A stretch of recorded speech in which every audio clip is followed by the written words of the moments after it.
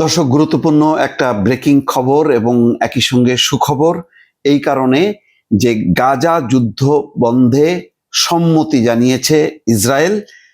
ফিলিস্তিন সশস্ত্র গোষ্ঠী হামাসের সঙ্গে যুদ্ধবিরতিতে রাজি হয়েছে দখলদার ইসরায়েল। সোমবার গাজা যুদ্ধবন্ধ এবং জিম্মিদের মুক্তি সংক্রান্ত 20 দফা প্রস্তাব প্রকাশ করেন যুক্তরাষ্ট্রের প্রেসিডেন্ট ডোনাল্ড ট্রাম্প। এতে সম্মতি জানিয়েছেন ইসরায়েলের প্রধানমন্ত্রী বেঞ্জামিন নেতানিয়াহু। এখন সশস্ত্র গোষ্ঠী হামাসের অনুমোদনের অপেক্ষা করা হবে। প্রস্তাব অনুযায়ী হামাস এতে সম্মতি জানালে 72 ঘন্টার মধ্যে জীবিত ও মৃত সব জিম্মি মুক্তি পাবেন। দর্শক, এই বৈঠকের জন্য প্রতীক্ষা করছিল গোটা বিশ্ব।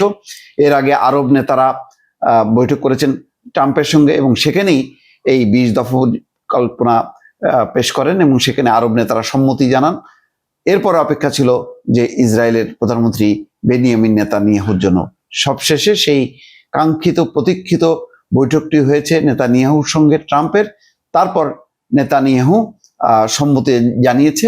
এ সম্মতি জানানো ছাড়া আর কোনো উপায় নেই, কারণ আমেরিকা যা বলবে ইসরায়েল তাই করবে। বিষয়টা সেইভাবেই গড়ালো।